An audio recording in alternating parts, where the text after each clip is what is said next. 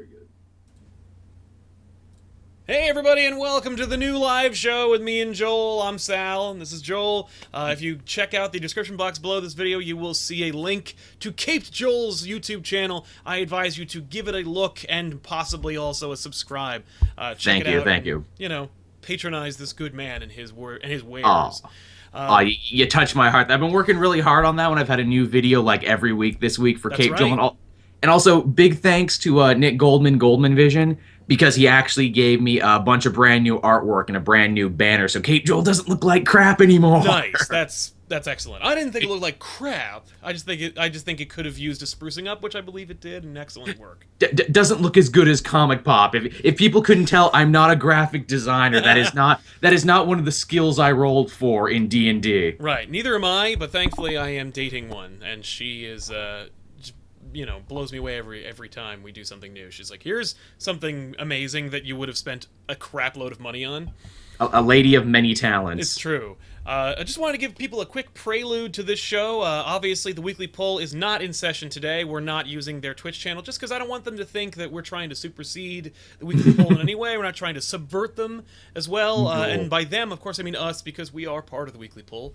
And the fact is, we just got off of Baltimore Comic-Con. I would talk about it, but I will not, because that is something for an episode of the weekly poll that I want to save, because not only was I there, but also Rob and Benny and Eris from Variant was there. So that'll be a really fun episode. Hopefully we can even get Eris to come by and give his 2 cents on the experience. But as a result, and what happens oftentimes when you're on when you're in a con setting and you get back to it, everyone got sick.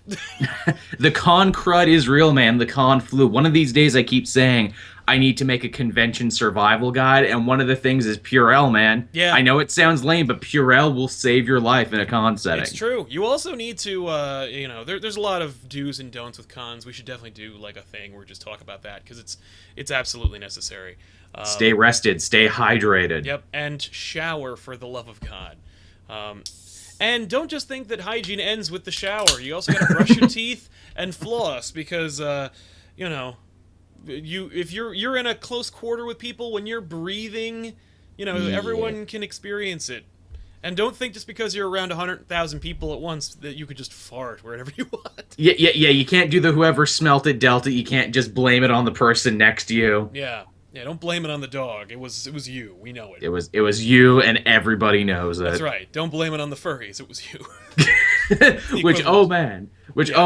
Every con. I love it. I took a cameraman one year Yeah. to a con who wasn't really nerdy, but he was like a guy I knew from high school who I carpooled with, who I was able to get. Right.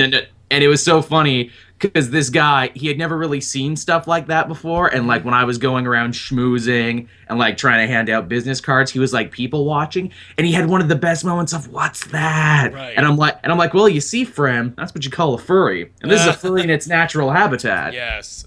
I was always very kind of like almost deliberately naive when it came to like seeing furries in regular cons, just because in the very beginning, I knew about furries, and I knew that they had their own conventions and that they go all out, but I wasn't really. I never credited them with money or talent, and that was my prejudice, of course. But like when I first like hit New York Comic-Con, I remember people walking around in these like full on, like it looked like fucking All Dogs Go to Heaven, like come to life.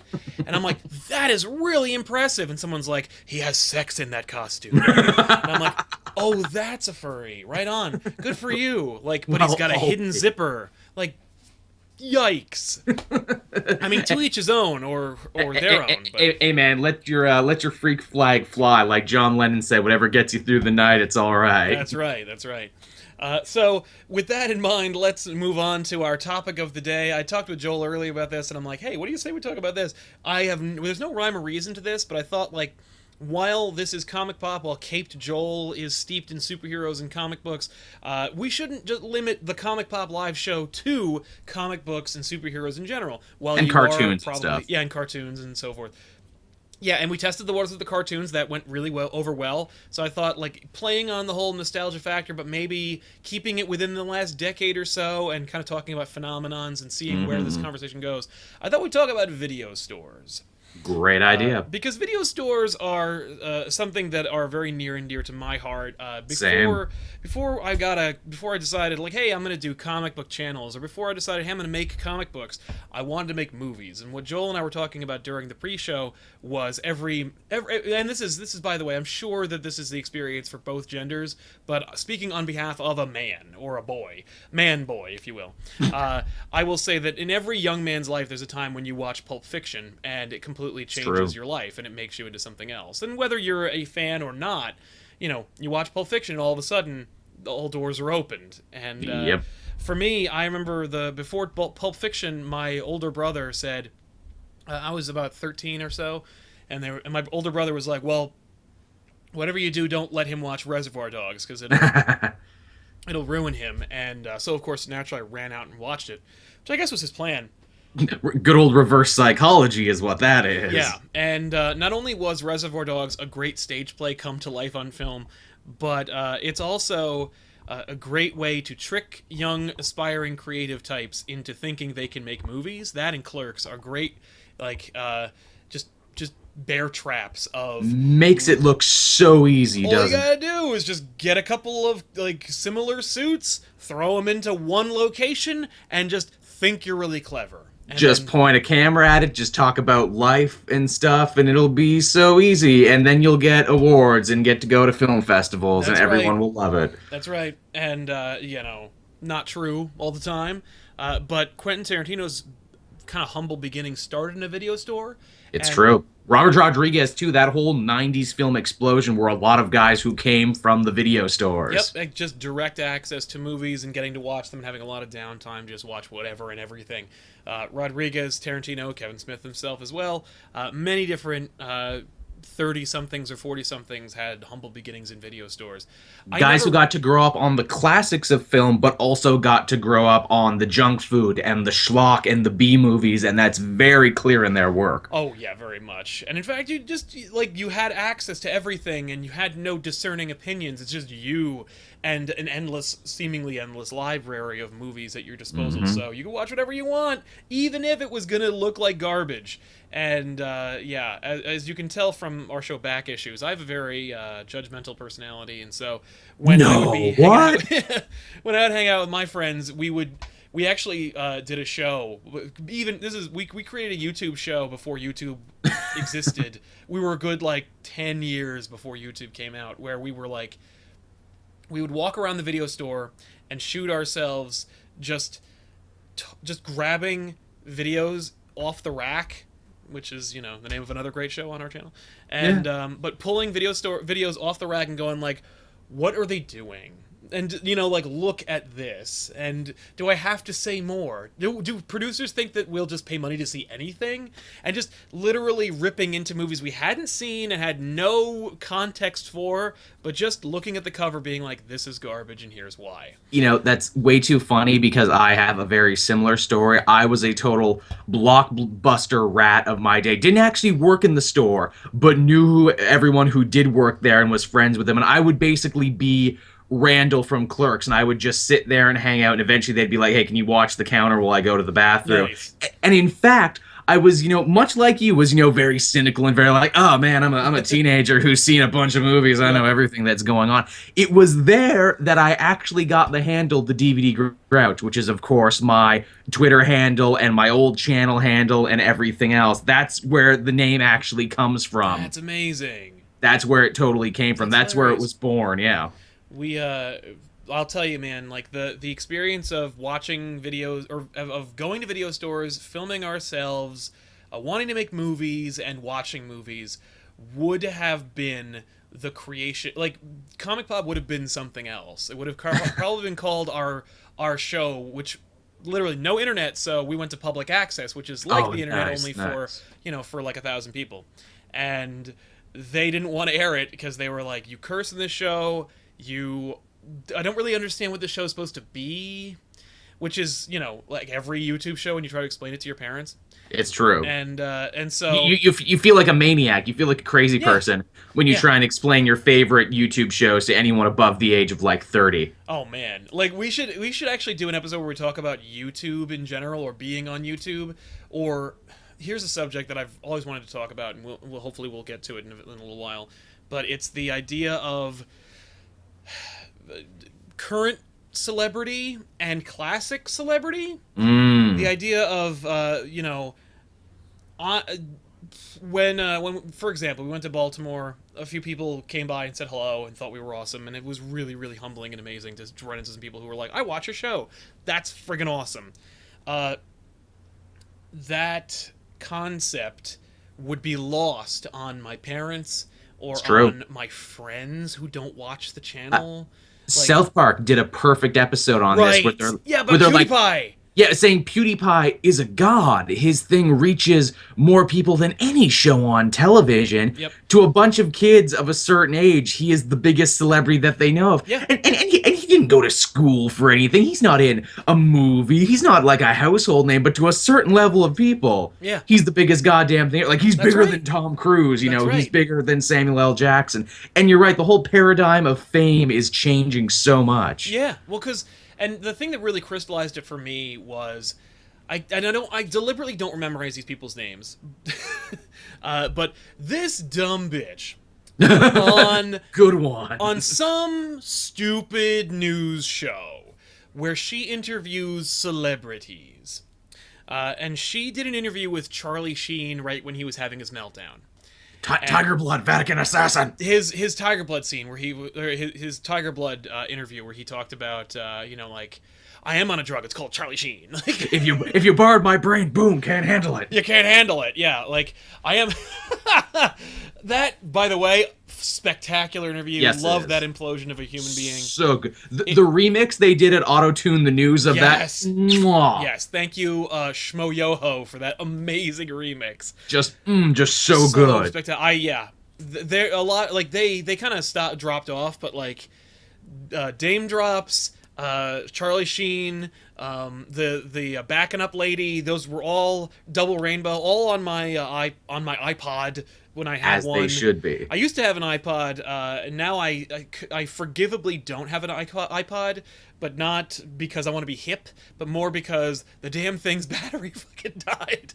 Because it's so old and outdated. I don't own an Apple device because I don't want Apple to own my soul. But that being said, I see people with their iPods with all their comics that they can load on, and I'm really jealous. You know, I download comics occasionally onto the ones that I purchase through Comixology.com onto my Android device, and I have a Note 3, and it's just this brick of a phone. And even then, I'm like, this is bullshit. Like, I need to read a comic on either a larger screen or in a book form. But getting back to the celebrity thing, she interviewed Charlie Sheen, and then a few days or a few weeks later, I don't remember how much, but it wasn't too much time between that, she interviewed Rebecca Black after the Friday song. Oh, hit my. like a gazillion. And I saw both interviews, or at least the snippets that were available to me that I felt the need to watch. Because who watches all the news nowadays? No one. Well, that's not news. Pardon me. I will watch the news, but I will not watch a 45-minute interview with Charlie Sheen or Rebecca Black for that matter. It's true. I've got too much time and too much self-respect. Yeah, John Oliver has a new clip on YouTube I'm going to watch before this, so move on. And they're amazing, everyone. Oh my god, no. John Oliver has stolen The Daily Show. It's funny. The new one with Trevor Noah premiered last night. I haven't watched it yet, but I plan to. Yeah, I haven't watched it either. I have no interest. So I like Trevor Noah. He's a funny guy. He has a really good documentary about his life in South Africa on Netflix. I've only seen his stand-up, but I'm like, no. There's a bit of a cultural divide there because it's like he was just starting to break in when they gave him The Daily Show. Yeah.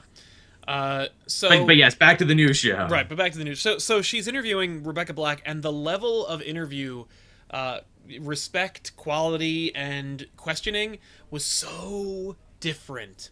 And the woman had just this... You could tell there was an argument before she did the interview.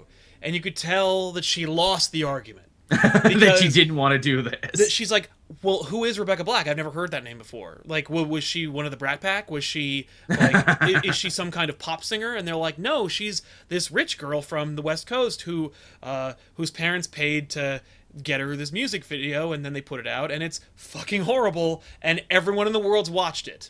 And so we have her, and we'd like to interview her and ask her about her feelings about being an overnight celebrity. And you could tell her concept of celebrity defines who she is. And she was so resentful of Rebecca Black being in the same chair that Charlie Sheen was in not a few nights before, that her line of questioning were things like, so do you think you're good at singing? Do you think you deserve this level of attention that you're getting? And it was like, first of all, the girl's 15 years old. Give her a fucking break. And she doesn't want anything right now. Yeah. She can't even drive yet. Like, yes, she's like, look, her family approved the interview with whatever your shitty network was. I get it. And I would too. If I was like an overnight sensation, like this idiot from Jersey's pants fell down and it got 16 million views, and here he is now, the human clown. Like, you know, they'd be like, so are you a clown? No, I'm not a clown, but I am on television right now. And so that's enough for me. ComicPOP.net, everybody. Yeah, really. Like, be sure to plug that as I'll take it. But you could tell she was so angry because the concept of celebrity, like, well, you weren't in 3 movies in 1988 and then had a drug meltdown and then were on a crappy television show. You didn't earn this. And like, no one earns it. There's no such thing. Like, the concept of a celebrity today, I feel like, good. Like, for me, the celebrity is dead, and now it's more like everyone can be a celebrity. And true. I think that idea rattles a lot of cages and makes a lot of people really uncomfortable. Especially the old guard and all the money men and the power producers. They're like, we don't know how to make money off this. It's like when TV... Well, another example of that is like when you see late night shows put on their clips on YouTube, and they need to... and they think that they need to record end bumpers where they have to drive subscriber base. And Conan's an amazing comedian. He's a hilarious host. He's one of the best. For me, he's the Johnny... I never watched Johnny Carson when I grew up, so he is Johnny Carson to me. And the man has an inordinate amount of respect for the genre, for the format, for what he does. He really fucking respects television. He really respects late night, that format, and he really respects comedy. Wrote some of the best episodes of The Simpsons. And he wrote fucking The Monorail. So, but the fact is, the man thoroughly resents needing to be part of the internet culture and being relevant in that world. He really does. Like, you can see with those video game Let's Plays videos he does. The video game Let's Plays, I saw him bowl against the Nerdist. I remember. That was a good one. I remember that. Amazing episode. I'm really happy that he won, because I hate Chris Hardwick. And okay, that's another thing we'll have to have off mic, but okay. I don't hate Chris Hardwick. He is great. I remember him from Singled Out. I see, yeah. So whenever I see Chris Howard being like, "Hey, welcome to At Midnight," I'm like, "Yeah, you used to be second banana to Jenny McCarthy on a dating show on MTV." House of a Thousand Corpses. That was another thing he was in. Episodes of CSI. Yeah, dude. That's funny because like I think whatever the hell his name is, I just forgot his name. Chris Conan clawed his way to fame the same way that like Charlie Sheen might have. And if he were born 15 years later, he would have had to just make a YouTube channel, and that would have been it for him. G-Sal, it sounds like you don't want to get invited onto The Nerdist, the biggest podcast on the internet. No, I'm saying, like, the man, like, I have an inordinate amount of respect for him. I just, like, he gets to me sometimes. And I have been on The Nerdist, so... That's right.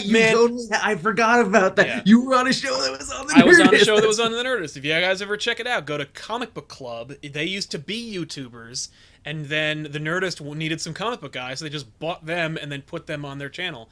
And so there's an episode, our names are all over it. So if you Google ComicPOP and Comic Book Club, you will find it. And don't watch their old shows because it will look very familiar. It's 3 guys on a couch talking about comics. It's the same. It's literally the same show with a completely different message/format/personalities. Walking Bread had a good one in the comment section saying that he still knows him from Attack of the Show. You're right. He was a better host of that show. I liked it when him and Allison Hayslip would take over for Pereira and Olivia Munn. Those were my favorite episodes of those. Yes. And those two had a great chemistry. Apropos that, when I watched Attack of the Show, I loathed Pereira. I watch his new live show, The Attack, and I really like it. Yeah, you could tell he was being hamstrung by that. That's the thing. Like, they were making him do a lot of shit he didn't want to do.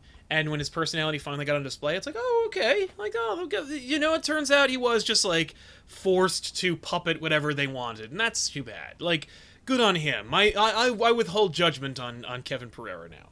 And you know, a perfect way to bring it full circle back to video stores. On Attack of the Show, they had a great segment on that hosted by Chris Gore called DVD Doomsday, where they would talk about all the new releases that you could get at your video stores. Yes, exactly. I remember that episode, and I think Chris Gore is going to be at Comikaze, which a couple of us might actually be going to. Chris Gore followed me on Twitter, then stopped following me on Twitter. He followed me on Twitter and stopped following me too. Why you got to be such a tease, Chris Gore? We like you. Was he just like, is he looking for ideas? I don't know. Maybe is he just like messing with people? Yeah, he's like, follow. Like, oh, you think you're big shit, but don't know. Unfollow. Gotcha. Damn. So yeah, video stores. I lived in them. I never got a chance to work in them. I always wanted to work. Like I said. Yeah, like I said, I always kind of hung out on the outskirts. It was my generation. I remember like my last year of high school, when I was just about to try and enter the workforce, my local small town Blockbuster closed down. And I'm just like, damn, guess I got to do this YouTube thing now, huh? Yeah. My glitzy career of Blockbuster. Yeah, sitting behind a counter and renting pornography to people is come to an end. Oh, but that's the thing about Blockbuster, though. No porn and nothing that goes against their weird religious code of conduct, which, like, I have a lot of good memories about Blockbuster, but when we look back at Blockbuster objectively, Blockbuster was pretty shit, actually. The funny thing is, I never actually rented videos from Blockbuster because we didn't... The closest Blockbuster to me was like 15 minutes up the road.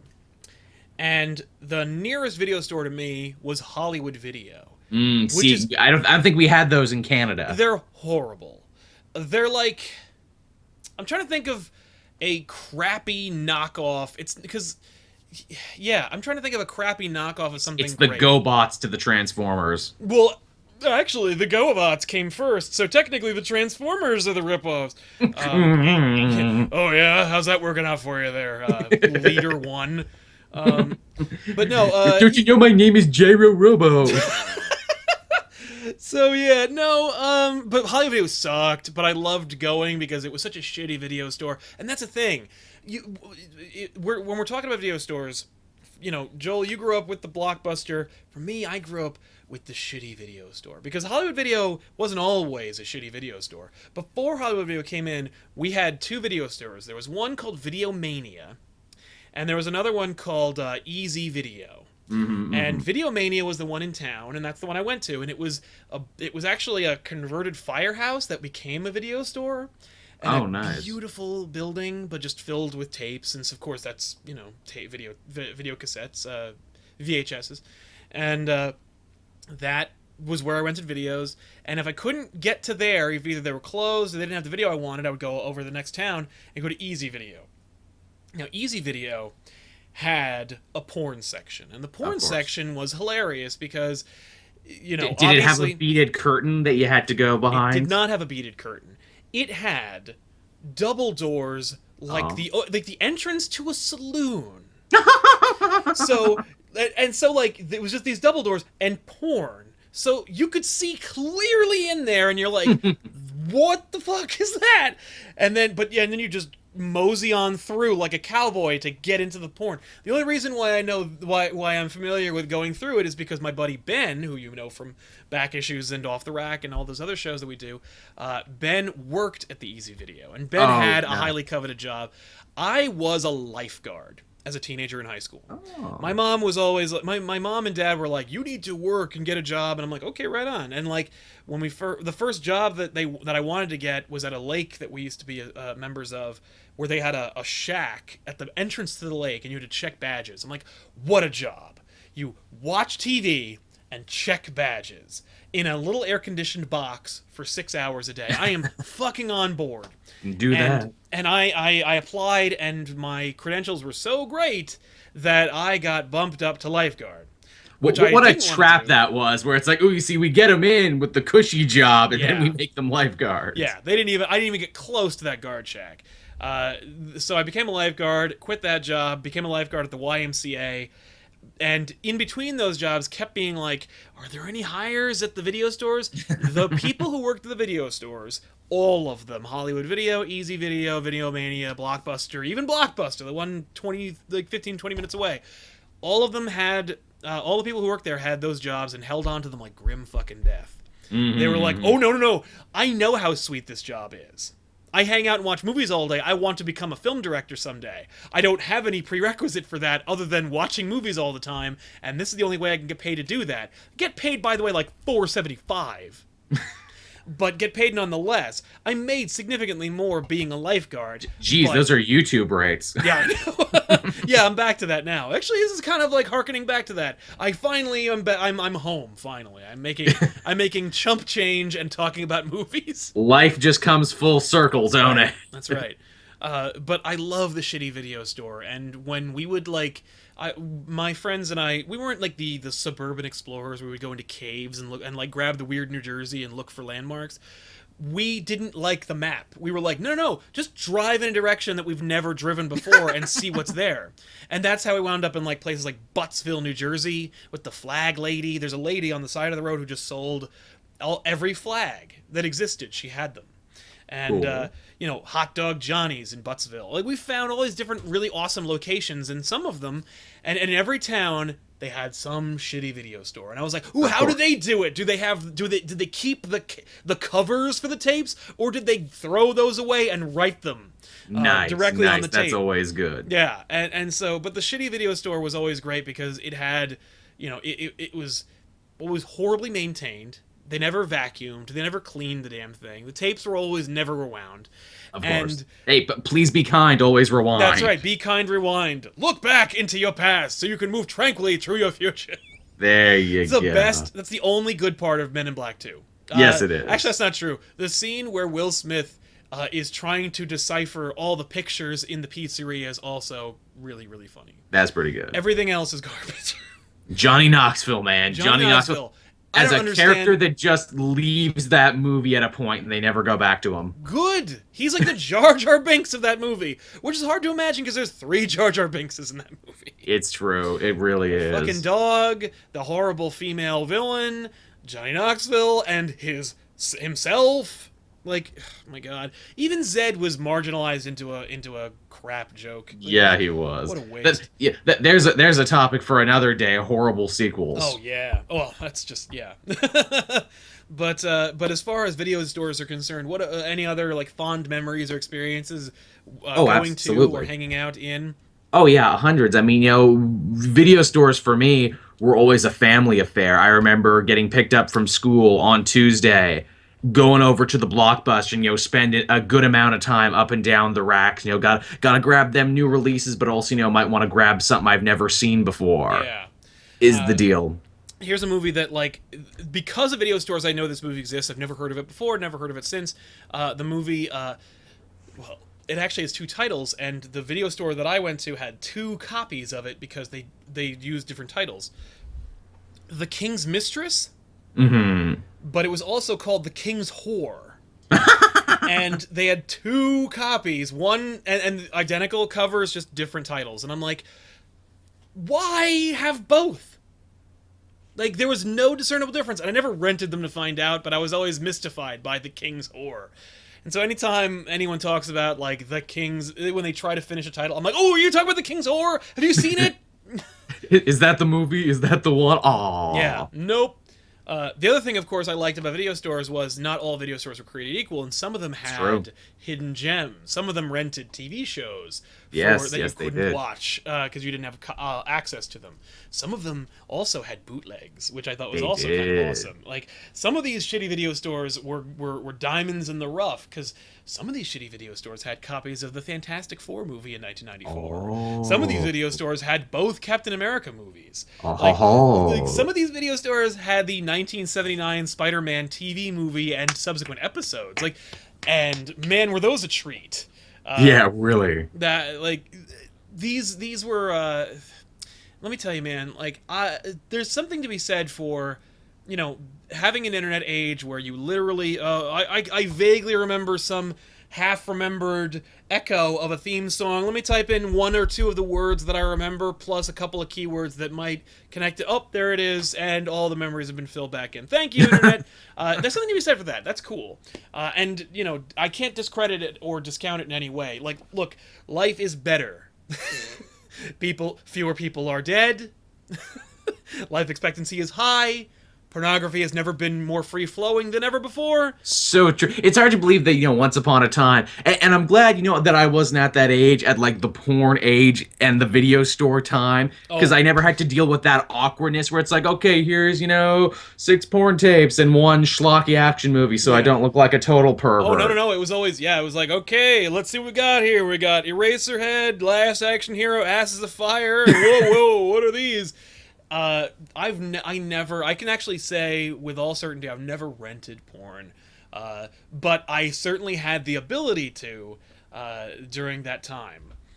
Thankfully, right around the time during my burgeoning sexuality, I met girls and like was with them, and so as such I was like, this is fine. Like, I don't need porn. This is fine. This is good. This is good. And I always grew up being like, I'm a nerd, and I never really like. I always identified with people like Sam Beckett from Quantum Leap and Peter Parker, and so I always felt like nice guys finish last. I never really, and then I thought back on like my life, and I'm like, no, I actually got a surprising amount of action for a young guy. Not to my own horn, I'm just saying that like I was never like, I need this. I have to get it somehow. Ben, I need you to just grab a couple of porn tapes. I need you to take me behind the saloon doors. Yeah. I need you to show me the promised land behind saloon doors. The other thing that helped was I had a friend growing up whose dad was an artist and needed porn for work. Of course, the female form. It's research. I can write this off on my taxes. Yeah, and had dozens of pornography tapes, which I think really screwed up my friend.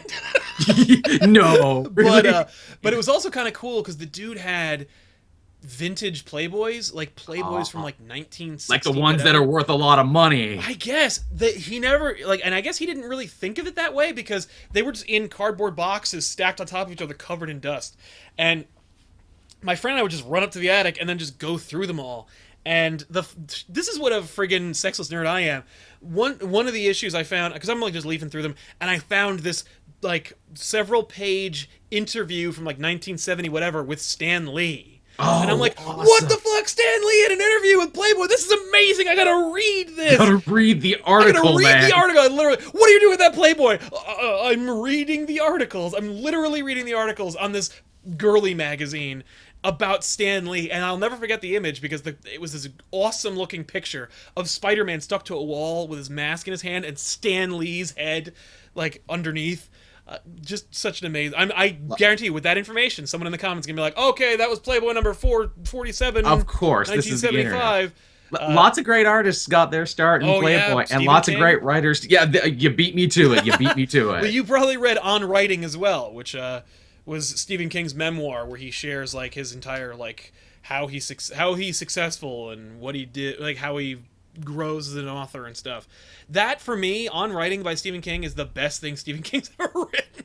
It's pretty good. It's a pretty damn good piece. Actually, speaking of videos that I wrote or videos that I rented, I think everyone remembers like their first R-rated movie. I think like that's a big milestone. And actually, one of my first R-rated movies was hilariously enough, The People versus Larry Flint. No shit, that's bizarre.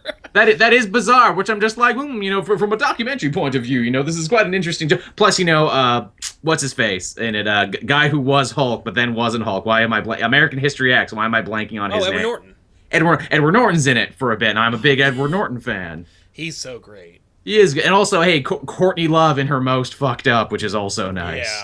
Yeah. The first R-rated movie, I think, this informs who I am as a person. The first R-rated movie that I saw, I think, was Terminator. Nice. That's a good one. That's a strong one. Yeah, like literally, it's either Terminator, Terminator 2, or Aliens. And I remember seeing Aliens in a church, in one of like the kid rooms, like where they stick kids when they're like, oh, they're being rowdy, put them in the playroom. Oh, I know those. Yeah, I was very familiar with those rooms. I went to Catholic school, so I know all about them as well. I was Episcopalian, and so we were like diet Catholic. So I know all your sermons. Yeah, you get Catholic, yo. Oh, right on. Confirmation present is what this. I don't practice or anything, but I kept the jewelry. Good for you. I also was confirmed, so I'm still getting in, even though I don't believe in it anymore. Yeah, there you go. See, Sal and I are covered for our deathbed repentances if we have to. That's right. But yeah, like I remember finding a tape of Aliens and being like mystified by it because the cover was just the word aliens. I like Aliens. And I'm like, cool. And I remember hearing about it because my brother is a good 30 years older than me. Oh, and nice. he was kind of a nerd, I guess. He was more of like a he used to be a way cooler version of me. Like rode motorcycles, smoked weed, like, fooled around with girls, like he wore a leather jacket, like, grew a beard at the age of 19, like, just really was cool. he Fonzie? Because it sounds like he may have been Fonzie. He was like the Italian Fonzie. Well, Fonzarelli, I assumed Fonzie was Italian. Yeah, he was played by Henry Winkler. He was not. True. The character may have been, but the actor wasn't. Yeah, we all know that he was just it was. I think Fonzarelli was just a code name. I think he was just hiding because he didn't want to be persecuted. I was gonna say that's not what they gave his parents at Ellis Island. Yeah, exactly. But yeah, so he was. I remember those movies from him growing up. So I popped it in, watched like the first half hour, and was like, "This is scary as shit." Like, oh yeah. And then I watched Terminator and then Terminator 2, and so I naturally assumed that all R-rated movies had an obscene amount of violence. Mm-hmm. Everyone cursed, of course, and there has to be some kind of science fiction element. Because it's literally like either they're robot killer cyborgs or they're monsters from space. Like, either way, it has to have some kind of science fiction element. Like, I could never, and then of course, probably my next R-rated movie was like some like R-rated rom-com that just like slipped through the cracks. Wet Hot American Summer, but not quite. Yeah, Wet Hot American Summer is a comedy that like is ridiculous. Was it R-rated? I guess it was. I think it must have been. I mean, it has to have been, yeah. Yeah, it was more like probably the next R-rated movie was like Basic Instinct or something. There you go. Where I'm like, oh, this is not what I was expecting. Yeah. So R-rated movies are pretty sweet. As the chat says, they're sweet looking naked lady. Yeah, that's also a thing for R-rated movies. Right. That is another. Yeah, that's another big thing. And so yeah, besides first rentals, I guess.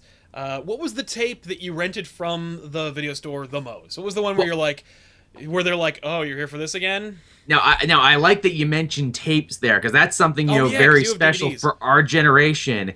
Is that we got to see the changeover from it just being tapes to being DVDs, and then to see the DVDs go away and be like, nah, digital downloads or whatever. Man, technology moved fast for us, didn't it? Yeah, because it's funny, actually, because, like, I was just after beta. We grew up with a VCR. Like, I grew up with a VCR. And the VCR was this like a Heidelberg machine. It was just this. It was the size of a small car, and it all worked to make this. The tape deck would open from the top, and it would make these like science fiction sound effects that no technology that exists today makes anymore.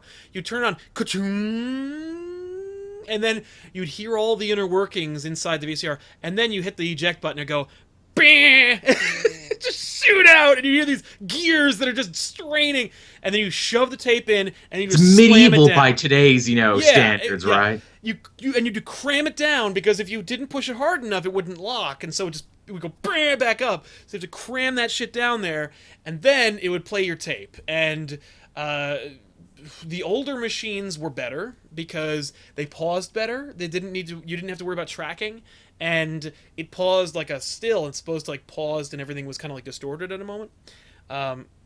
I also fancied myself an artist back then, so I tried to like draw things that I knew. So I tried to like trace images over the TV by like Nice, nice. and back then you could do that because it was a CRT TV, so you weren't cutting through that glass with anything. You I, couldn't cut that with a I I'm lightsaber. pretty sure I did that too. Actually, now that I stop and think of it. Yeah. And then shortly thereafter we got like we actually I think the next technology step we got was the separate machine that rewound tapes faster, Oh, which I saw at a garage sale for free the other day. oh, That's, really? that's how much garbage they are. Of course. And then we got the VCR, and then DVDs like came on the scene around high school, around the Matrix, I guess, was when I remember DVDs kind of being a big deal, and then everything just fell apart. Yeah, I still buy Blu-rays because I don't trust. I've had enough hard drive failures to that's not fair. trust technology enough. But my like super dense discs in a DJ's case, like that's what I I used to also do. have something similar. Because well, here's the thing, like when you had media that you needed to put into things, if you were the guy who was into those things, then you were the one that had them all. And so when you had parties and stuff, people were like, oh, bring a movie or two. And being a movie buff, you're like, oh well, I only have about a dozen ideas, and I'm not going to bring all 200 ideas I have. So I guess I'll have to put them in some kind of transporting device. And Heck, people would buy furniture to for their tapes and everything. I can remember whole big wall units just to house all my tapes back when I had tapes. when one of the things that I did for my bedroom to decorate it, I would get tapes because it was right around the time when tapes were dying that I wasn't really sure why.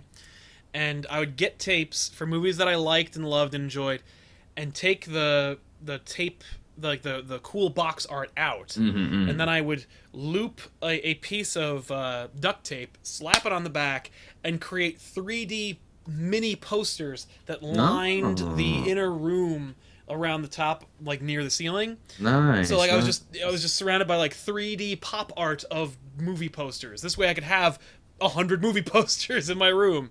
That's cool. Now, you see, I dare say I had a bit of obsessive compulsion because not only did I rent a lot of tapes, but I taped a lot of stuff off television too. So I would have the stuff that I own, the stuff that I rented, and then mountains of stuff Oh yeah. that I taped. Like, again, I was basically YouTube before YouTube. I'm like, no, I must keep these clips Yeah. for I never know when they'll be on again. Oh yeah. Oh, it's funny. When I was growing up, I never had a nostalgia for what I watched until I guess like middle of high school, and by then, like I never tried to save anything because during the time that I grew up in adolescence, I was like, none of this is relevant or important. Like all of this is bullshit, and I will not care about it at all in the future. So I will not make any attempt to document it. The only thing that I'll document is like my exploits, what we're doing like right now, which is when I would bring down my dad's like Buick-sized video camera. Nice. And he bought that video camera in 1979, either 79 or 82, and it's this big. By was I mean it's over there. Like I still have it. It's in the case that it came in, which screams 70s to me, and it has like all these different compartments. And I used to use it because my folks used to rent a house down the shore, and when we would go there, we'd be there for a month. And so I'm like, and it would be a room it'd be a bungalow that wasn't too much smaller than the house I live in now. Back then, I could never imagine living in a place like that. And I had this little room, and there's one TV, and the TV was in the living room, and so if I wanted to watch anything, it was on there, and there was no VCR attached to it. And my folks were not gonna be like, oh, just take all of our shit from the house and bring it down there. So I would bring the camcorder that my dad purchased in '82, and then bring all these wires, and then just create, home video systems in my bedroom.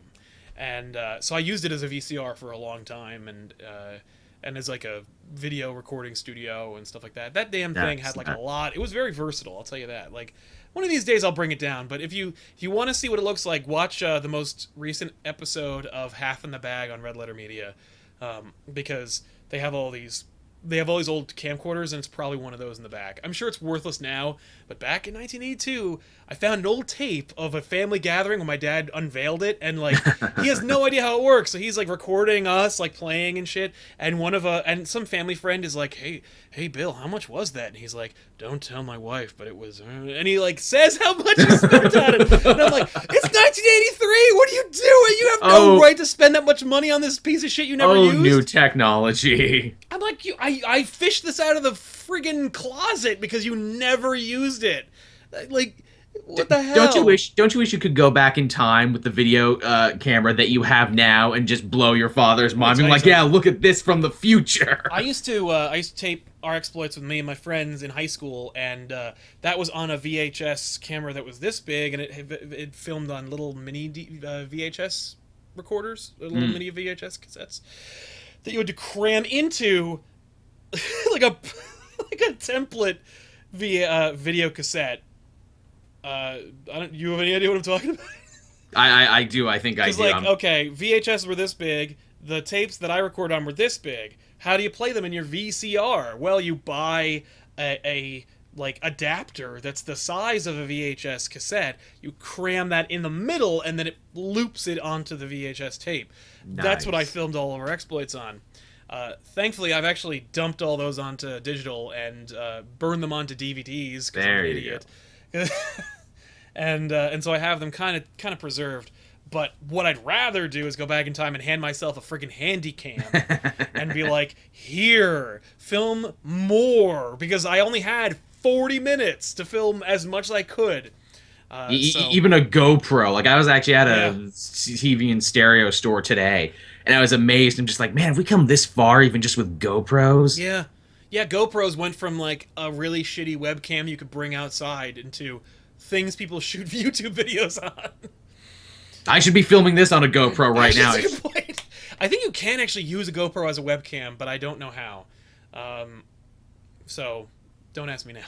So there's that. Yeah. Another cool thing about video stores, and it's something that I feel has kind of been lost in this age of like entertainment a la carte when you can see, it's the discovery of new things is not really a thing anymore. Like, if you're looking for a movie on Netflix or on anything, chances are you know what you want. I don't think I ever would have discovered all the great kung fu movies and all the great foreign films that I did were it not for the video store system of having stuff laid out. Absolutely. You'd have to wait until somebody referenced it on Reddit or something, and then you'd be like, oh, I guess I'll check that out. Here it is. Yeah, it used to be back in time we would go in completely blind and not know, and it would be an experience. Oh, yeah. Oh, no, you would rent movies that looked awesome because the cover was cool. Yeah, because they were smart enough to hire a really, really good artist to draw this something really badass. And you watch, and you're like, what the fuck? That's the best thing about, and you must be a fan. I have no doubt about that. But that's one of the best things about Red Letter Media and what they do over there. It's true. Wheel of the Worst and all that other stuff. Best of the Worst. Like, such a good show. That channel is amazing, and it's hilarious how much they have no idea what they're doing on YouTube, but they know. Like, they're a source of inspiration for us because they're like, I don't care. I don't care what YouTube is supposed to be. Here's what I want to make. Yeah, I love their don't give a shit attitude. It's amazing. And I love the fact that they're like, well, people are going to get mad at us in the comment section for this one, but we don't care. Right, well, we just won't read them then. Yeah, like the stuff they say, it's like, if I said that, they would lash me to the cross. Yeah, we would lose. Yeah, I think ComicPOP would lose subscribers if like we were nearly as blasé and like resentful of our commenters as they are. It's almost like they're angry at their audience for liking them. It's true, and that adds to the whole like nomedy comedy thing that they do. Yes, yeah, it's spectacular. Which almost makes me wonder: is that part of the joke? Are they in on it? Are they being like sincere with that? It's like, I don't know, and that's why I keep watching. Yeah, I think it's a blend. You could tell that Mike has lost all interest in the show. That Mike has like dropped he doesn't want to do the premise of, oh, we run a video store or we run a lightning fast repair shop. Like he doesn't want to do that. You could tell, and which is why he'll like pick up the phone and just be like, okay, her, and then go, oh, it sounds like a dial tone. Like, he's just so angry and resentful of having to do this premise, like that 100 episodes ago he thought was kind of fun. And now it's still going on to this day. Yeah, and he's like, we should stop because who gives a shit? And the fact that they've tried retooling it several times and then they just end up back exactly where they started. That I like. I like the cyclical nature of, of the purgatory that they live in. It's, again, it's just like sitcoms. It's like at the end, the status quo must always be maintained. That's right. They, I think they're based out of Minnesota or something. They are. Or no, Milwaukee. Milwaukee. So I would never go there. Like, unless if I had a layover for like a day or two, I would go there and be like, if I really like beer, I'd go to like the Milwaukee Brewery or whatever. I don't drink at all, actually, but I certainly don't drink beer. Although there was a beer that I had when we filmed over on Comic Book Men, and it was awesome. And I was like, "Oh, this is good. I could dangerously get used to this." Really, what was it called? If you want to plug it. I don't remember. Hang on a minute, Tiffany. She's asleep. I like Lakeport. Again, I'm not much of a drinker either. I'm more of a social drinker, but if you smoker, want to whatever. send me some, please do. I will shill your product like there is no tomorrow. Yeah. I will become an alcoholic just to shill your product. I will destroy my liver if I have to. Yeah, please, just to have free things. Lakeport. Yeah, I don't remember what the hell it was. It was orange, and it was like, yeah, it was very good. It was very sweet. It was basically candy. Like, it was, that's how I drink anything that's for adults.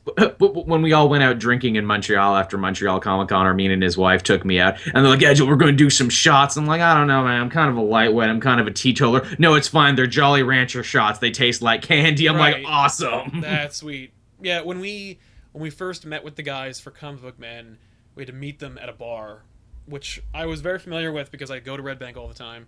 And but he's like, everyone's getting a drink, and I don't, and so I'm like, I guess I'll have a rum and Coke, because there's Coke in there. Because you definitely like Coke. Has Coke given you a sponsorship yet? Because they really should. They really do, right? I think I just really need to change the label and make it something else. I think that's really, yeah. I'm gonna, you know what? We did that actually for one of our Christmas specials. Peter made an image that he wrapped around a Coca-Cola can and made it into like Space Coke, and I was like, nice. I need to do more of that, and I need to put them on every can of Coke that I have, make it like laminated or something, like, so I can keep reusing it and put it in every can. That way it's not product placement, it's anti-product placement. Well, it's advertising, because then I'll put the damn label on my shirts. And then it's yours, and then it's like, it's like Red Apples. It's like that. It's like it's your product that you own. Let me tell you, I was very conscious of that. I love fictional product placement. Like, Nails is another good one. Nails is another good one. Nails, cigarettes. I love fictional product placement. I love fake products in movies, and I like having things for them. I don't know why, but I really like them. And I was very hyper aware of it. I remember when I was writing a comic book called Horseman, and playing up the whole like religion thing of it, and apocalypse thing of it. I really wanted to do a spoof on Starbucks, and so just making sure we're not frozen here. That's good. You should do that. Yeah, it looks like it's frozen. Let me see what the people think. I'm watching the feed right now, and it seems to be okay. Okay. So but then again, I don't know if it's caught up to us yet, but it seems true. Good. But I really wanted to play up the apocalypse / joke against Starbucks, and so I created a company called Love and Craft Coffee. And I have the logo made, and I have it. It's actually copyrighted because I was so worried about it getting stolen. Because you loved the idea so much. Yeah. And I was like, I'm gonna throw this on some sweatshirts and shit when Horseman inevitably gets picked up, because we pitched Horseman as a cartoon show. Oh, sweet. Yeah, let me tell you, like, we had meetings with real producers, and it really never went anywhere. I've always wanted to do that. I always have like some half-baked ideas that I'd love to pitch. You know what sucks? It's one for the bucket list. Yeah, you know what sucks? I'll tell you this. I had a meeting with. I've been courted by a couple of different YouTube partners who really want to get us in, and we're locked into Maker. I actually really like Maker. They're really helpful. They really they keep us from getting sued by Marvel, And Which is nice. and so it's nice to be part of that family. But I will entertain notions because I'm like, hey, like, what do you have to offer? Like, maybe Maker will match that. And one such group wanted us to jump ship, and they specialize in cartoons, and they make their own cartoons. And they have Is it who I'm thinking of? I think it's who I'm thinking the of. one that does that. And Okay. they were like, and at the end of the conversation, they're like, "Do you have any shows?" And I'm like, "Yes, I have a show from 2005. I have all the character designs and all this shit." And they're like, "Oh, but we're looking for more. Like, we're not looking for a Rick and Morty. We're looking for more like Teen Titans Go, like short form, you know." And I'm like, "All right, Damn it. I'll. Do you have 5 minutes?" That did not pan out, but I didn't have a strong enough idea. I didn't have an idea I believed in, so I couldn't really pitch anything. There's another topic: the state of current animation on television. Yeah, man. So yeah, I don't remember where the hell we were with that, but Video stores. Video stores, yeah. Well, that's where we should wind up at least on topic. But yeah, as far as video stores go, I remember when they started to die. And yeah, an interesting time because I know I actually stopped going to my local Blockbuster because my dad had a fight with one of the people who worked there because we were the afternoon crew and we knew the afternoon people who worked there really, really well. Like, knew us by name, knew exactly our thing. It was a quick, beautiful thing. Here's the problem. Some lady from the night shift got brought up to afternoon shift and completely screwed the pooch on it, and I will never forget the rage in my father's eyes when he left. It was that classic, "Grr, we're never coming here again." Yeah. And just to spite them, we would go to the Blockbuster the next town over for like amazing. 2 months just to spite them, and then we're like, this is bullshit with all the extra driving. Let's not do this anymore. Then we switched over to like DVDs by mail, because that was a little thing that happened for a bit. Not Redbox, but a very similar service to Netflix when it first started. Yeah, or nor Netflix when it first started. I think that was slow going over here, but no, it was it was something Access was what we did, and I liked it too because it offered video games as well. Oh, nice. What was your highest video store late charge? Oh, gee.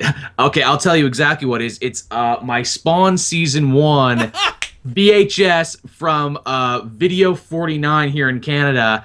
And I know it's late because I never returned it, and I still have that tape to this day. Nice. I can only... Every time I drive by a Video 49, although there's really none anymore, no. I kind of laugh where I'm like, man, I still have a tape of yours. That's hilarious. Right before we left for college, I really like this movie called Airheads. I kind of remember Airheads. It's directed by Harold Ramis, I think, or Ivan Reitman, one of them. And it's amazing. It's like a lost SNL movie. Like it's as good as Wayne's World, I think. I like those SNL movies. There's another topic right there. Yeah. SNL. But I rented Airheads again because I was like, oh man, you guys haven't seen Airheads, we gotta watch it. So we rented Airheads. with a young Brendan Fraser and Steve Buscemi. Yeah. And even Adam Sandler was good in that one. Super young Adam. Oh God, he's got to be like 20 here. This is like him. No, they're kids. It's amazing. This is him like right off SNL. Holy crap! Michael Richards is in it. Michael McKean. David Arquette. I may need to watch this tonight. You would love it. Let me tell you. If you liked the 90s and metal, then you might like this movie. I do. I like all If you like MTV Generation 1997, you will love this fucking movie. Crash Test Dummies are referenced in it. It's amazing. Because one of the kids works in a Toys R Us, so it's just laden with amazing. Ernie Hudson's in it. Chris Farley. Sweet. It's fucking great. So I watched a great Chris Farley documentary just recently called I Am Chris Farley. It was from Spike TV of all places, and they actually did his entire career from birth to death. Wow. That's awesome. It's probably one of the best documentaries of the year, but it probably won't be nominated for any awards, which is sad because it's Spike. So we rented Airheads, and I'm like, you guys got to watch it. And after we were done, they were like, okay, thanks. And I'm like, all right, fair enough. And I had to leave for college the next day, but my friend was staying behind, and he was like... And I was like, can you drop this off at the video store? And he's like, sure thing. And then when he left for college, he was like, he asked his brother, who was a lazy do nothing, and was like, hey, can you drop this off at the video store? And he's like, sure thing. And then I came back home. So then like 3 months later, I come back home and I go to the video store to rent something. And they go, okay, oh, really quick, you never returned Airheads, and I'm like, oh, I'm pretty sure I did, and they're like, no, you didn't, and I'm like, okay, and then I called them, like I called the guys, and I'm like, hey, did you return that? And like, yeah, we totally did. And I'm like, okay, and then I went back, and I'm like, yeah, they totally returned it, and they're like, well, you owe $380. And we're not gonna unlock the account until you pay us the money or you get us the video. And I go, all right, well, I'll just go buy another copy and give it to you. And they're like, no, it has to be our copy. How would you have any way of knowing? Yeah, well, because it came in their stupid Hollywood video box. Oh, that's right. And, I forgot about the boxes. That's right. Everything came in boxes. Right. That was theirs. So I just never went there, and then one day, I think a couple of years later, one of the brothers came over to me and he's like, hey, here, oops. I never returned it, but I found it. And so here, you can return it now. So I returned it. And I actually did return it. I put it in the slot. Oh, nice. Yeah. And then I went back and they're like, yeah, it's still marked as missing and now you owe us like $600. And I'm like, if you think I'm ever going to pay that, you are out of your fucking mind. You are shrooming, sir. And they're like, well, fine, we'll just charge the credit card that's on your account. And I'm like, there is no credit card associated with that account. And they're like, oh, and I'm like, yeah, bye, and just left. And then Hollywood Video went out of fucking business. So, yeah. But you felt good. You felt like you won, right? I won. And then I got a letter from the company that bought Hollywood Video. Oh, dude, were they hunting down their debt? They were trying to fucking get their... They're like, you owe Hollywood Video $600. And I'm like, no, I don't. I owe you D's nuts is what I owe you. They were like, and then by the way, like that deal fell through and then I never had to pay. And I'm just like, I remember when my small town Blockbuster went out of business and they had hyped it up where it's like, going out of business sale, everything must go. For 40% off. For 40% off. And, going there to like pick over the bones. Oh, yeah. Of the dead business. That I was very happy to do. I literally hit every Blockbuster in the county. See, I felt like a dick because I only did the one. I should have done more. Oh, no. Because I'm a big... I used to collect Blu-rays. Not in a way where I'm like, oh, it's the Crying Game. I need to have that. No, more like, I need to own every movie that I think is awesome, so at any point I can just throw it on. Because I didn't think I could just fucking stream it. And you know what?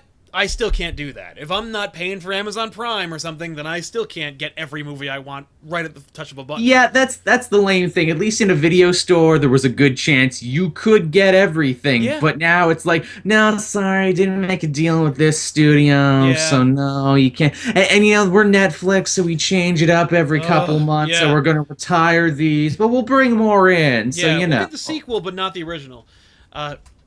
So, yeah, no, I drove across I picked the bones of every Blockbuster that I could find and got quite a few movies that I wanted for like $4. Nice. I mean, like there was a Blockbuster in town that had the disc but not the case, and so those were $1, and they just put them in like a tray, so you just flip through them like comic books. Amazing. And that was like, I'm like, this is amazing.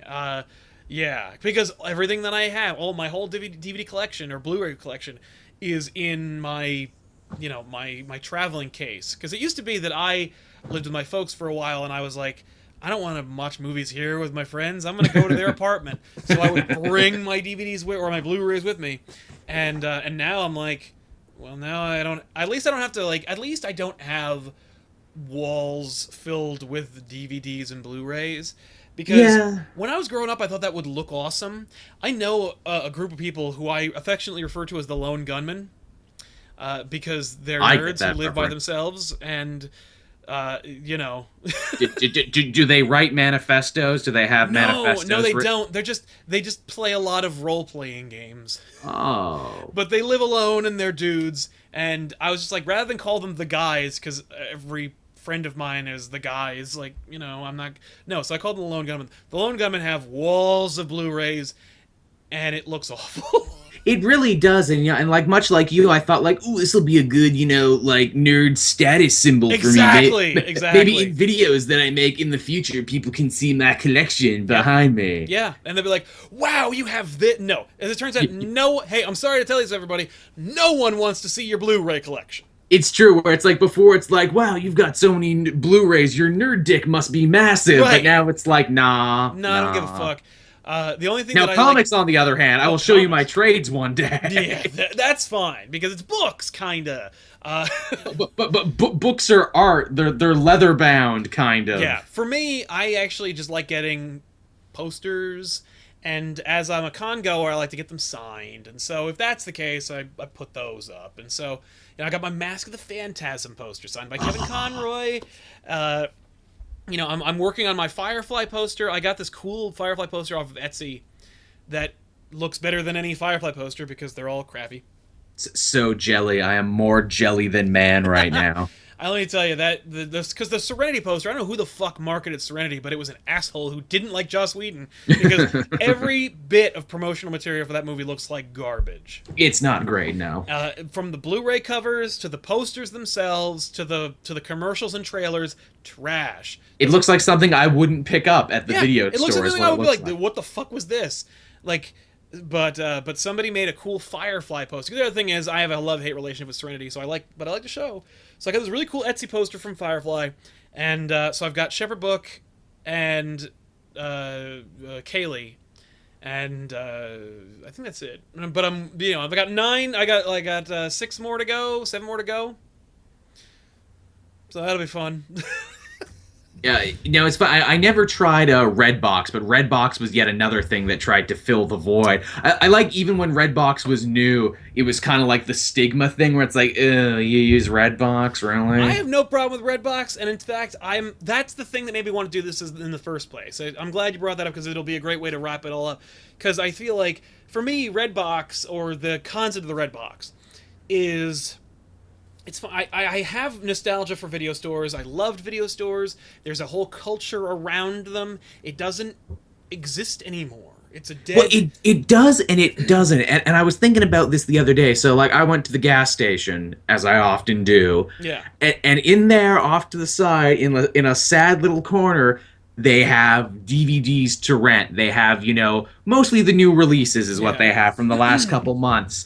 And I'm like, so I don't think the video store ever died, but it is like a sad shadow of its former self. Like, you can't just be a mom and pop video store anymore. You also need to sell gas and candy.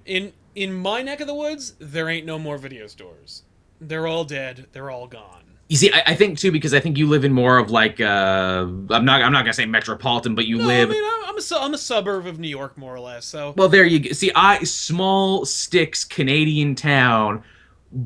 Honestly, if I may run my own town down for a little bit more on the poor side. fair enough. Honestly, and because of that, I think a lot of people can't afford good internet to stream, or at least can't afford their own Netflix without, leeching off someone else's account. And I may or may not do that myself. I'm not gonna say one way or the other.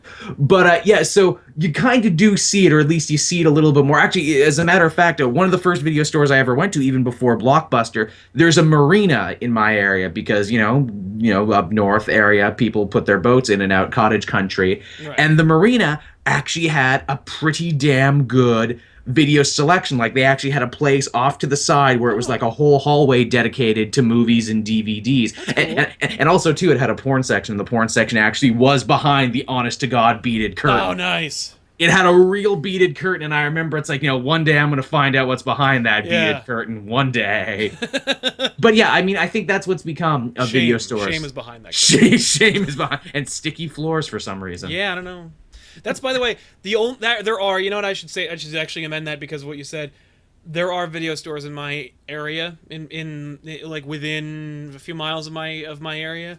They're all porn video stores. Which is weird because you think the internet would have killed that the same way it killed regular video. What kind of deviant are you? That Maybe the that's the internet thing. cannot provide the porn you need. Maybe they just like the sense of community where it's like, going to the stores. Yes, hello, Roy. I'm here to jerk it. Yeah, really. That must be the thing, because like obviously video stores had that too, the sense of community, Yeah, and you go and you talk to the guy behind the counter about movies, and you're around movies and people who like them yeah, and everything. I guess for the porn stores though, I guess that was just stronger is the yeah. thing. I guess that's why it won out in the I will end. say the big thing that I'm surprised didn't last or didn't expand into its own market was the rental for video games, because video Mm, stores renting video games was I did that a lot. I did that a lot. It was a big it was a great idea. It was a big uh, part of I think what kept video stores alive for a long time. And now you can't rent a game, and for like unless you use like GameFly, which I would never do, not just Or because Game Access, the Canadian answer to that, which I have used quite a bit. I would never use GameFly just because of those god awful commercials. Yeah, the commercials are pretty awful. And I think, too, the reason no store can do it anymore, because it's like, have you seen how expensive video games have gotten? That's the thing. Like, well, that's why I want to rent video games. Like, I'm not gonna buy a $60 game, even though it's hilarious. I was actually looking up old prices of games from like the Genesis and shit. They were $60. Like, video games Actually, have always been outrageously priced. one of the gas stations around my area, I shit you not, and I wanted to take a picture of this because I think people might think I'm insane by saying this. They still rent PS2 games. That's cool. Good for them. Like, I know. that's nice. I'm like, how wonderfully retro Yeah, is this exactly. How place right delightful. here? Yeah. It's like I stepped back in time Yeah, two exactly. generations. But the fact that we've lost these video stores, it's sad. No one is, I think, crying over it, because No. let me tell you something. The other day, Tiff and I were grocery shopping. We went by, and there's a Red Box at the exit of the grocery store we happen to frequent. Same here, yeah. And I was like, oh, I've been meaning to see this, and then I pushed a button, and I got it. And I didn't have to encounter some know-it-all jackass behind the counter who was judging me for my selection. You mean guys like us? Right. I didn't have to deal with myself or any variant thereof. I didn't have to deal with anyone around me. The only thing I have to deal with, the worst part, and I think this is like the new, unifying frustration aspect of renting videos from kiosks or boxes, is the old person or the mom in front of you who has no fucking idea how it works. But this is something that you can apply to the self-checkout. This is something you could apply to anything that requires technology in any way. Because I was at a Walmart. I'm embarrassed to admit it, but you know what? They have low fucking prices, and I'm not going to spend more than $3 on You a can notepad. get socks, candy, batteries, and like hammers in one place. I was at JCPenney, and I was buying some new shirts, which you might see on my Instagram. I'm sorry. And I need to set up an Instagram, but I need a device that's not shit first. oh yeah. And I was like, oh shit, I need new socks, and I just grabbed some socks. They didn't put any of the prices, but I just grabbed the most abundant sock bag, 10 pairs. They wanted $20.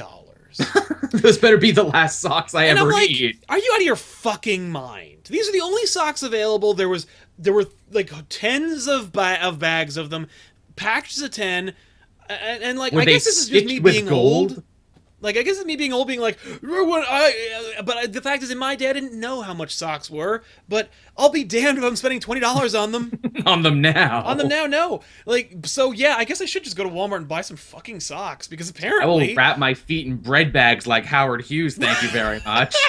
yeah, exactly. Because damn it, I'm not gonna spend $20 on socks. It's nuts. It's lunacy.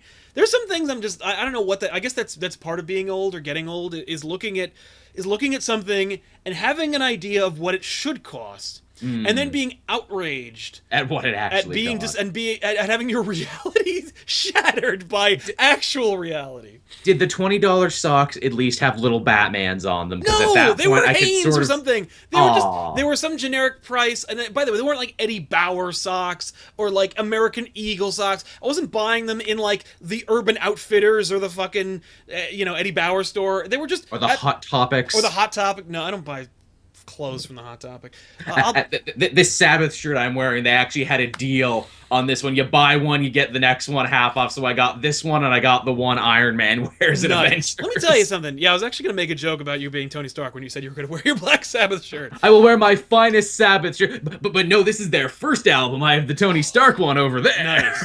Nice. I know. I hate their clothes, and not just because they're $30 for a T-shirt, but because the printing is shitty. Like the like if I wash it 3 times, that's the end of it. And you know where you don't get that kind of quality shirt? Over on tpublic.com/comic. Hey, the comic book cast, we sorry. got shirts over there too. Our artist Mitch and Joe are hard at work making ones. Remember the Bothans for the new Star Wars movie. Because let me tell you something. Like, I hate to be a shill, but I've been trained to do it thanks to Kevin Smith. Hey, you're looking for Easter eggs on your DVD? No. What you should be looking for is apparel. View Askew apparel. If you go to 35 Broad Street, Red Bank, New Jersey, and I fucking know the phone number because of those goddamn ads that Kevin Smith put into his own conversations. Thanks, Kev. You've ruined my life. But I did get to drop that on the I Sell Comics podcast when I was with Ming and the gang. Nice. Also, the chat is correct. I was wrong. This was not their first album. They got you. They got me. Thank you, chat, for being nice about it. Yes, thank you, Chattel World. You could have been real dicks about it, but you were good, and Joel applauds you. No, this is our audience. Our audience is full of really, really nice people who are really, really super cool. Not to say the comic book cast fans are also not really, really nice. I know we share a lot of the same No, things. they're great. They're great. Just my audience is the best. But yeah, so Hot Topic sucks. Fuck their clothes. There's one shirt I don't have it anymore. I think I gave it away. I think I finally was just like, it has to go. My friend got me a shirt. It had Spider-Man, like it was Spider-Man's face, but like it was kind of like the Deadpool logo. But it's a big circle, but it was raised like rubber. Like, it was this kind of like hard plastic rubber that was never going anywhere. The shirt would deteriorate around it before this thing was lost. And I'm like, I got that thing in 1997. Nice. And I had it up until about a year ago. And it looked no different. No fraying whatsoever. And she got that shit from Hot Topic. And I was like, and that's another reason why I'm like, fuck Hot Topic and their goddamn clothes. Because I'll go there and be like, oh, cool, a shirt with Boba Fett on it. Ooh, that screen printing really feels cheap and shitty. I had to go to Toronto to find the Hot Topic is the thing. I had to go to like one of our biggest metropolitan cities, and I only did that because I was at Fan Expo, and I only did that because I was in the mall to try and find the Disney store to try and find some Star Wars stuff for Force Friday. Yeah, man, our Disney store's gone, so I can't even do that. The other thing is, for me, I go to so many cons. Go to a Hot Topic is like, it's true. It's like going to McDonald's for a burger when there's a Five Guys right next door. And it's the thing too. I've hit the point now because I've done so many cons in 1 year now. I am actually at maximum space for comic shirts. It's at the point now where it's like I need to either buy a new dresser or throw out some of my other shirts. Yeah, and you know what? Like, it's healthy to go through it and get rid of some things where you're like, if you open your drawer and you look in there and you go, not that one again. Get it the fuck out of there. But it's also one of the. But you won't remember. It's true, and it's also one of those things too, where it's like I also need some just like generic white and black shirts if I need to go to dinner or like the doctor. Yeah, if I need to convince my parents that I'm not wasting my life being a YouTuber. Yeah, it's not to say that I'm not out and proud about my own nerdity or anything. Yeah. It's just some things don't belong in certain places, though. Yeah. Or you know what I'll do? I'll put it on. I'll wear my comic shirt, and then I'll throw a button up over it. Golden Vision has a great idea. Golden Vision had a great idea. Don't throw the shirts out. Donate them. Ooh, raffle them off in a contest. I have too many. Yeah, let me tell you something. I've thought about giving away some of my shirts. No one wants my shirts. That's true. Where it's like, hey guys, like wear the shirt that Sal wore. Right. It still has original sweat stains. You can say that they're like, who the fuck would wear that? I mean, if you would meet me at New York Comic Con, I'll fucking give it to you. Because you do not deserve. Like I do not. Like no one deserves to have me mail you my old clothes. I'll wash them, but I'll just give them the fuck to you. I'm sure we have some fans out there. Again, all of our fans are great, but I'm sure there's one or two creepy fans where it's like, yes, yeah. I am Sal now. No one wants to be me. They don't want to tickle me or see what I might look like being tickled, but they. Oh, you get those too, huh? No, I used to get them. I think she doesn't want to. I think either she moved on to bigger, better things, or she's like, yeah, he's not gonna do it. I still get a couple of those, and she knows who she is. And she's out there. By the way, she's awesome, and she fucking blew my mind with that request. I will not out her or make her feel bad about it. I'm just Same saying, here. I'm not gonna do it. Again, Yeah. too, Sal is in a committed relationship right now. Exactly. Joel's Like, not, I would feel like I'm cheating, even though I gain absolutely zero sexual gratification from it. I would be cheating in my heart, as Jimmy Carter might say. oh, Jimmy. So now that we're talking about former presidents who will be dead soon, I guess we should wrap up the show. Thank you, Joel, for stretching out a conversation about video stores for way longer than we probably should have. It's even 1 though- hour 30. Yeah, and by the way, we did go off on a couple of tangents, which is where my show Tangents actually comes from. Part of the fun. I half expect you to edit these down and turn them into I tangents. really want to, but once they get to a certain length, I can't edit them. I guess I could just rip it and then cut it down and then make a show out of it. I guess that's what I should do from now on. Damn it, I guess I'm going to do that now. All right, well, thanks a lot for that.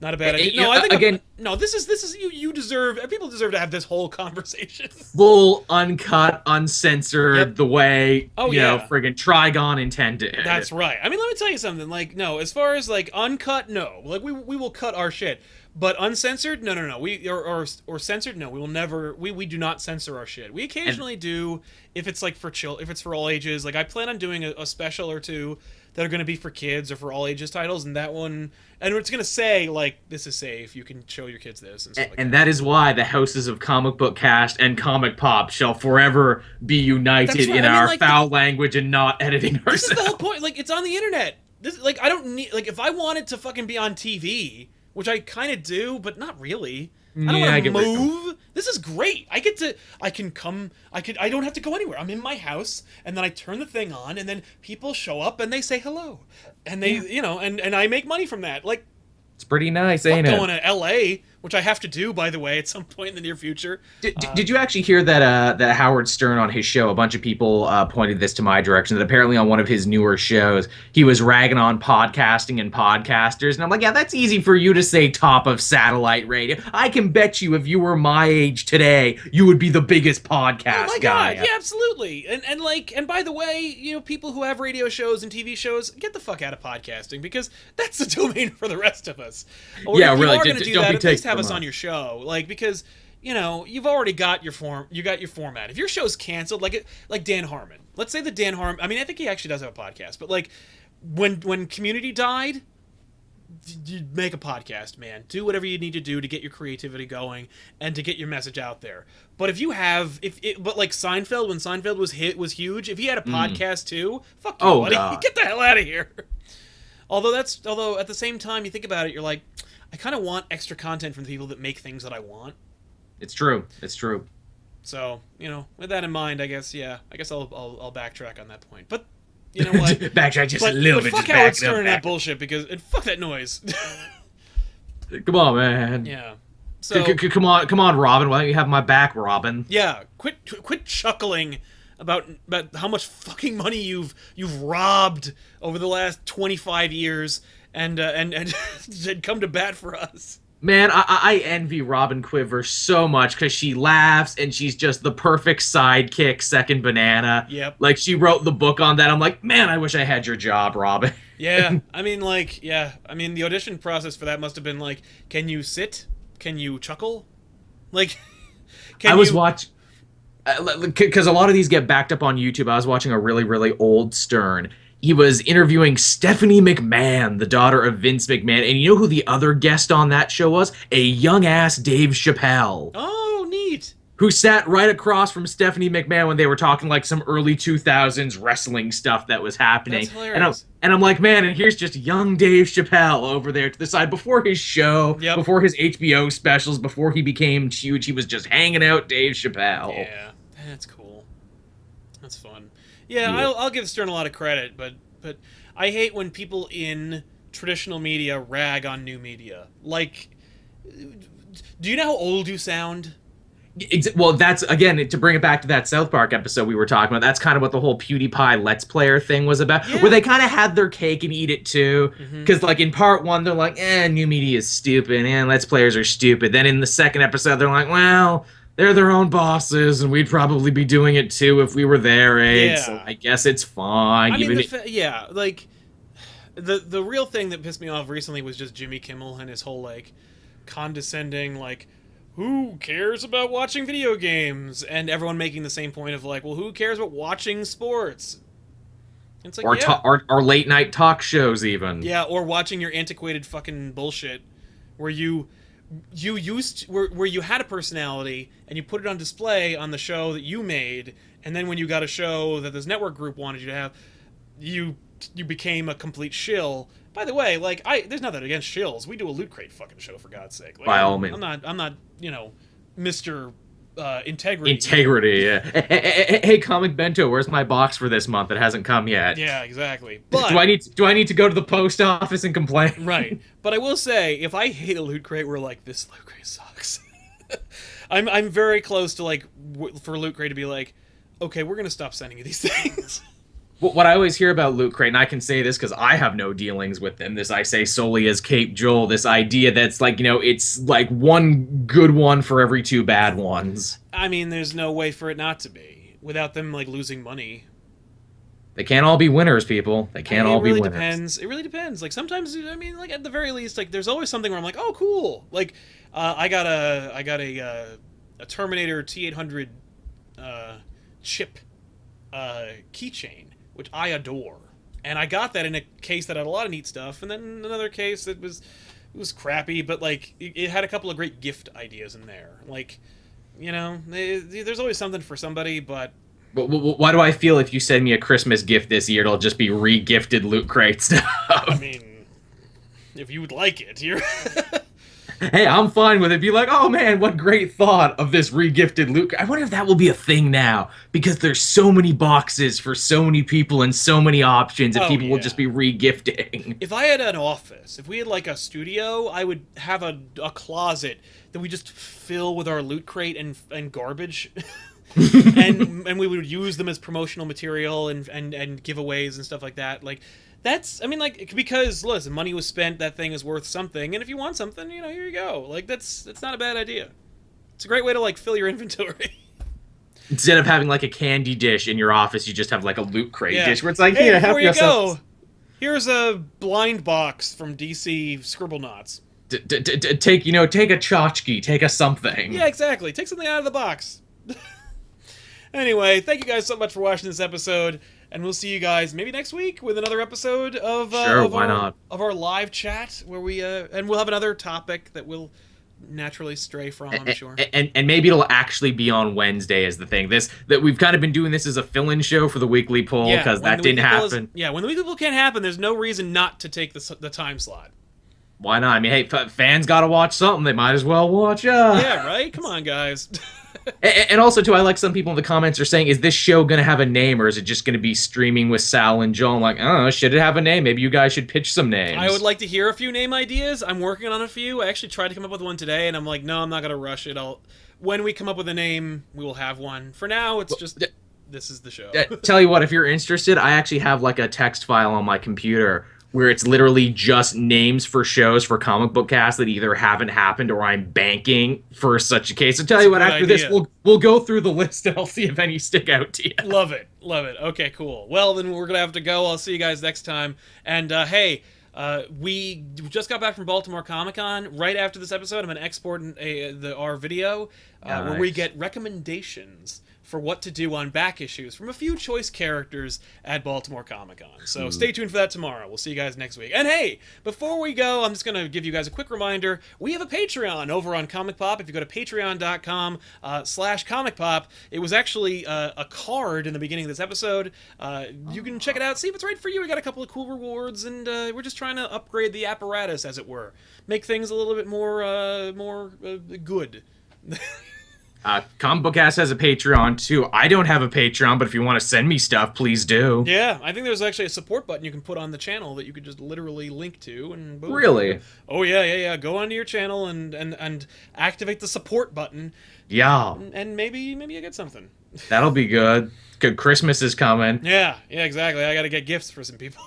Yeah, really. Dude, gifts, and I gotta fix my teeth too, man. I've been going to the dentist a lot, man. That is expensive. Oh yeah, and it's worth the money though. You gotta take care of your teeth, folks.